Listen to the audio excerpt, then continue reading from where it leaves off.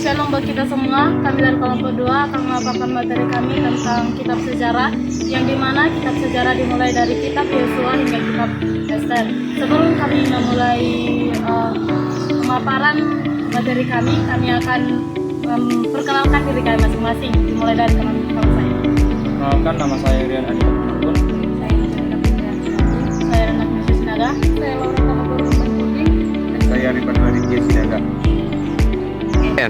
Baiklah, saya di sini akan memaparkan tentang kitab sejarah mulai dari kitab Yosua pada tahun 1400 sampai 1375 sebelum Masehi. Visual, ilustrasi penaklukan Yeriko. Latar, generasi baru menggantikan Musa. Tema, penaklukan dan pembagian Kanaan. Pesan, Allah setia pada janjinya, umat dipanggil.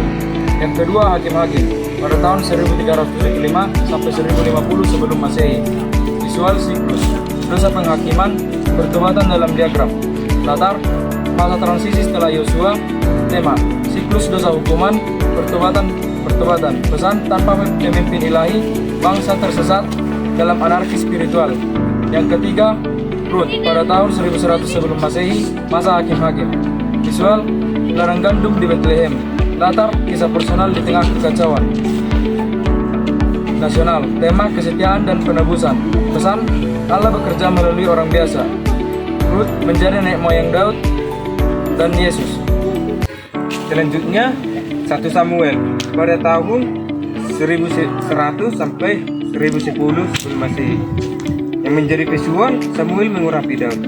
Menjadi latarnya akhir periode hakim, awal monarki, tokoh Samuel, Saul, Daud muda. Pesan, Tuhan melihat hati bukan penampilan. Sistem kerajaan dimulai. Yang kelima, 2 Samuel pada tahun 1010 sampai 1070 sebelum Masehi. Yang menjadi visual, Daud menjadi raja di Yerusalem. Latar, puncak kejayaan politik Israel. Tema, pemerintah Daud. Pesan, Allah mengampuni tapi mendisiplin. Perjanjian Daud menubuatkan Mesias. Raja-raja pada tahun 1970 sampai 850 sebelum Masehi. Yang menjadi visualnya yaitu bait suci Salomo dan kerajaan terpecah. Latar belakangnya yaitu zaman kesamaan hingga perpecahan. Peristiwa Salomo bait Allah 966 sebelum Masehi. Kerajaan pecah 1931 sebelum Masehi. Pesannya yaitu hikmat tanpa ketaatan sampai kejatuhan. Yang selanjutnya yaitu 2 raja-raja pada tahun 850 sampai 586 sebelum Masehi. Visualnya yaitu penghancuran Yerusalem oleh Babel. Latar belakang kemunduran kedua kerajaan. Tragedi Israel jatuh ke Asyur pada tahun 722 sebelum Masehi. Yehuda ke Babel pada tahun 586 sebelum Masehi. Pesannya yaitu kediktatan berulang sampai kehancuran total.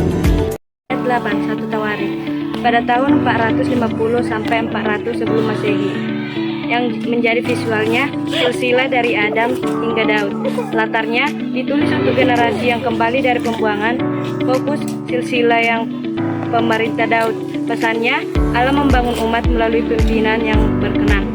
9 2 Tawarikh pada tahun 450 sampai 400 sebelum Masehi. Yang menjadi visualnya raja-raja Yehuda dengan penilai spiritual. Latarnya adalah perspektif iman tentang sejarah. Yang menjadi temanya raja-raja Yehuda hingga pembuangan. Pesannya, berkat untuk taat, hukuman untuk pemberontakan. Selanjutnya yaitu Esra 538 sampai 457 sebelum Masehi. Latar dekret Kores 538 sebelum Masehi, mengizinkan pulang. Tema, pemulihan spiritual. Pesan yaitu ibadah harus dipulihkan sebelum bangsa dipulihkan.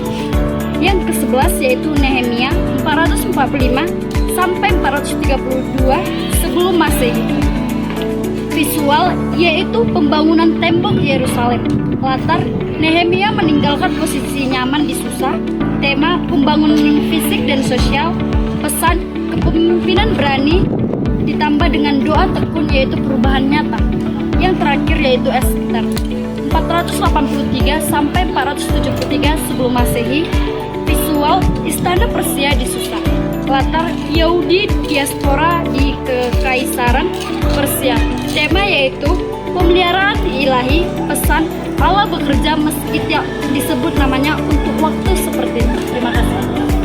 Paparan materi kami, jika ada tutur kata yang salah mohon dimaafkan. Terima kasih. Shalom.